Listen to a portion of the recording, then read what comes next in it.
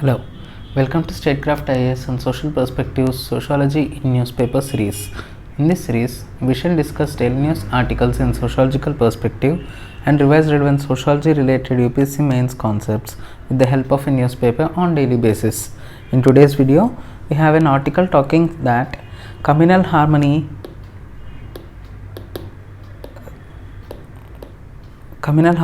fairness is of utmost importance, says Rakesh Asthana, appointed as Delhi Police Chief.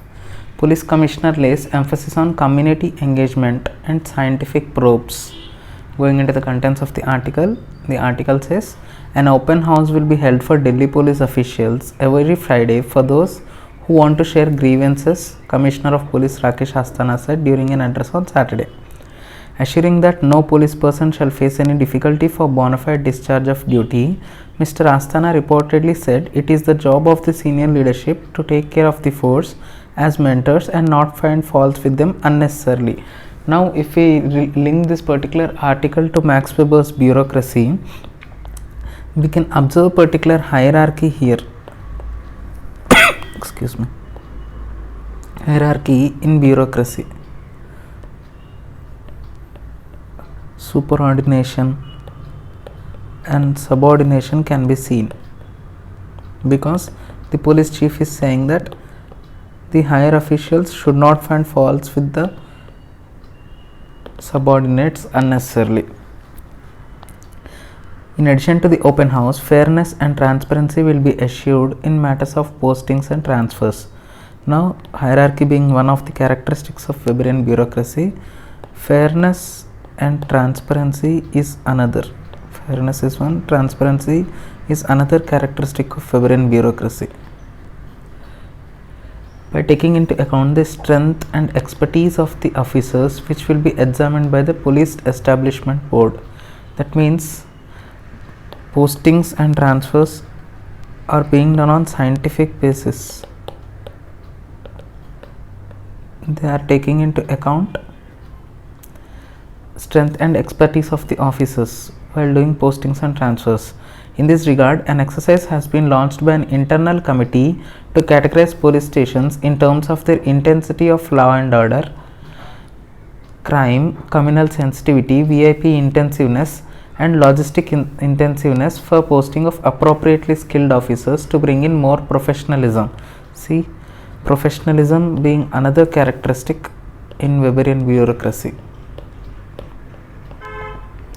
But what new elements we can observe is that this is being evidence based. This evidence based policing and evidence based policies are new in our context.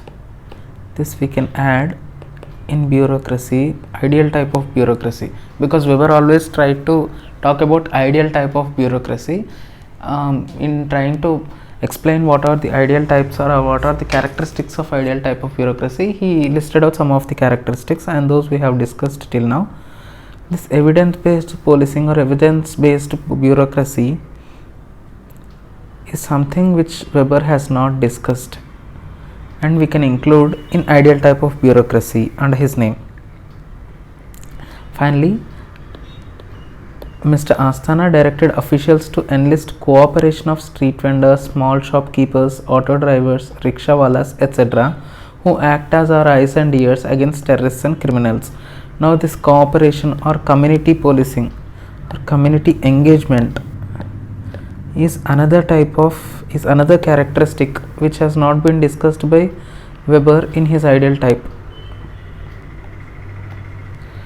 So, this evidence-based bureaucracy, community engagement, scientific basis, all these are new to Weberian bureaucracy.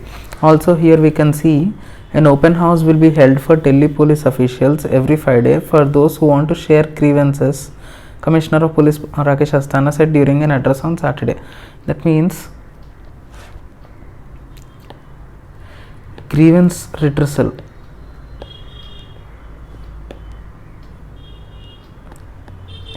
is another characteristic in the bureaucracy which has not been discussed by Weber. That means here we can observe that Weberian bureaucracy in India today,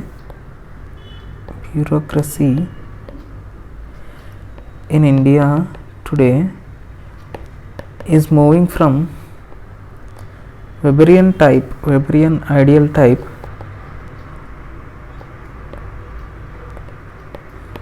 to collaborative bureaucracy.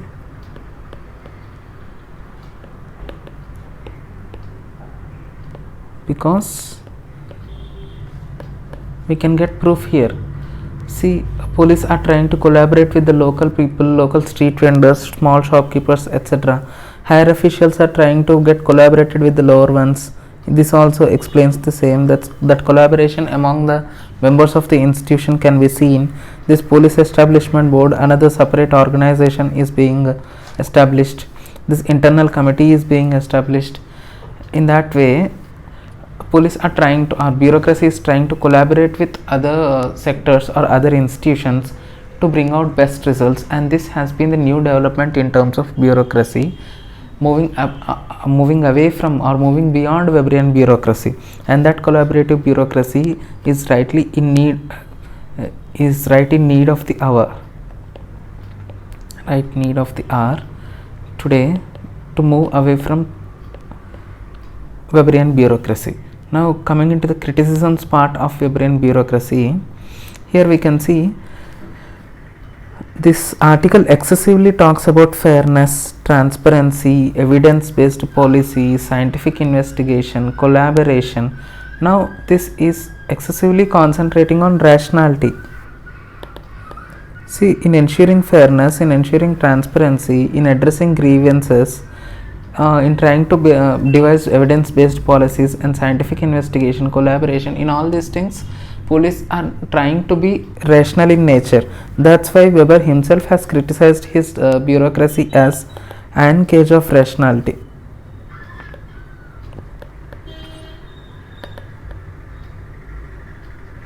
And moreover, Milovan Digilas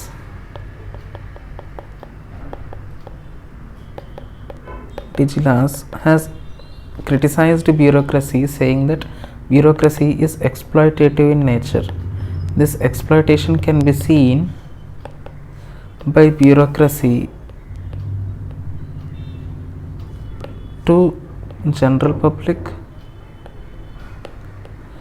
and also among bureaucracy, within bureaucracy, by higher officials over lower ranked ones. But here this article is talking about grievance redressal mechanism. That means this exploitation can be checked with this grievance redressal mechanism. And moreover, this article is talking about transparency and fairness in postings and transfers. Transparency and fairness by establishment of police establishment board. With this, exploitation through corruption can be checked, because we can see many higher officials are demanding huge sums of money to post some individual or to transfer some individual to his to the place of his liking. By establishing this particular police establishment board and ensuring transparency and fairness, that kind of exploitation through corruption can be checked. So Milovan Digilas criticisms can be said to be taken into consideration, are being taken into consideration in the recent days, and that particular developments can be seen in this particular article. So moving on to the next article, here we can see an article talking about eco warriors upbeat after Supreme Court order to raise encroachments on forest land. Now what happened is,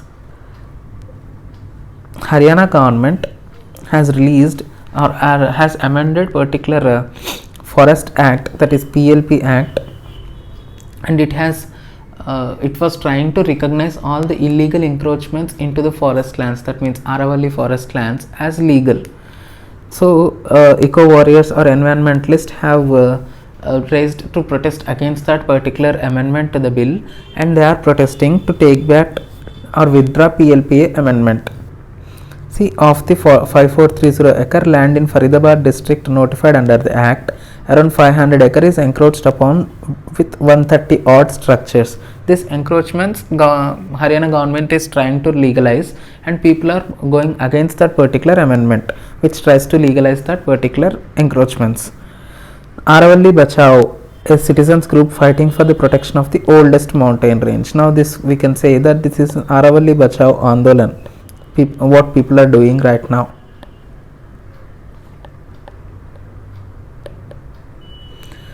We have Ramachandra Guha. Why all this this particular article we can link it to environmental movements in the unit of social movements in modern India in paper 2.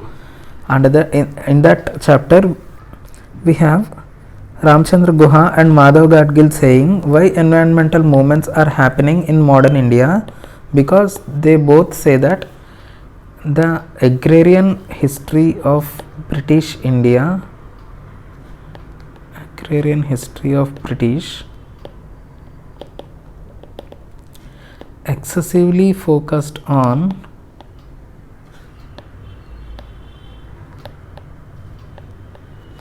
social relations around land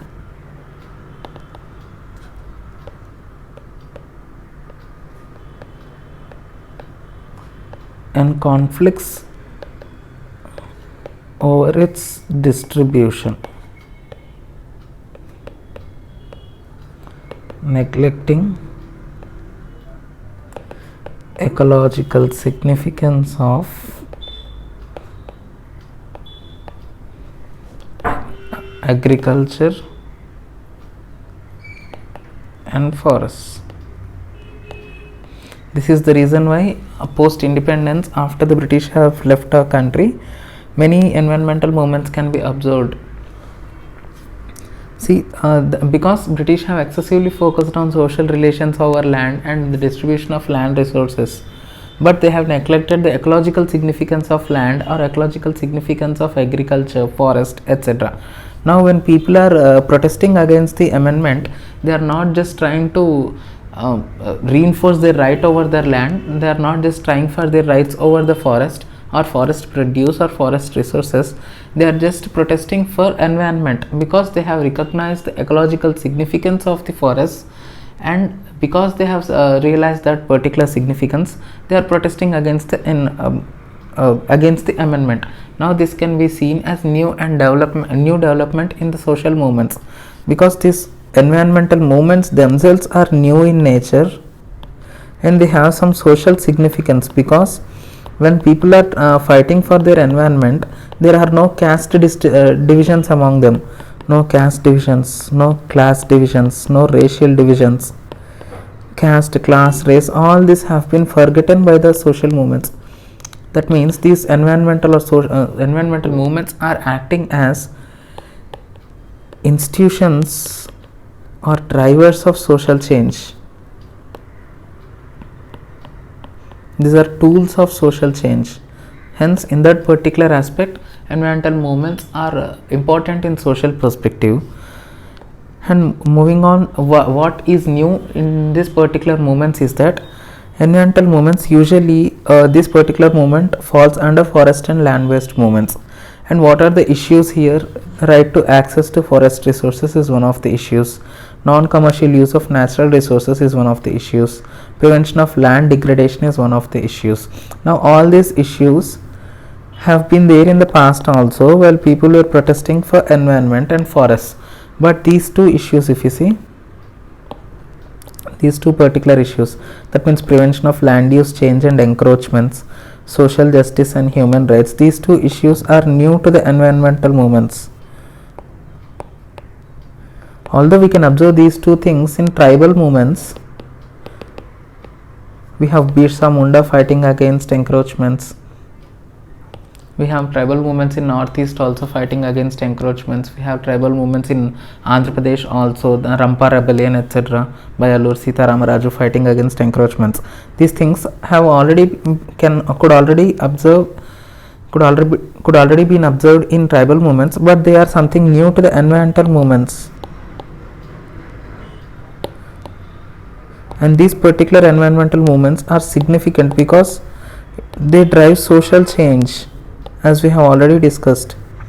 Well, coming to tribal movements, only tribals fight for their tribal rights or forest rights, But while coming to environmental movements, all the categories of the people coming from all classes, all castes, all races, all regions come together and they fight for their rights or fight for the ecological eternity, sustainability, etc. That's why they are significant for sociology and society. Now, examples of these forest and land waste have hitherto been Chipko movement, Apico movement, and tribal movements, etc. But we can add new example here, that is Aravalli Bachao Andolan is another forest and land waste movement. Aravalli Bachao Andolan, fighting for sustainability of Aravalli Hills.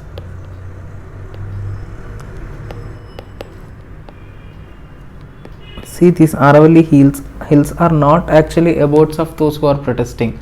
Those who are protesting, they may not derive any economical benefits because they are not getting any resources from those Aravallis. Let's say they are not getting any other benefits from those Aravallis also. But why they are fighting? Because they have realized the ecological significance of Aravallis and they want those Aravallis to be sustainable in nature. So that's why they are fighting. So that's all we have for today. If you like the content, please like, share and subscribe to Statecraft IAS. If you have anything to comment or criticize, or if you have anything to say, please comment and let me know in the comment section. Thank you for listening. Have a nice day.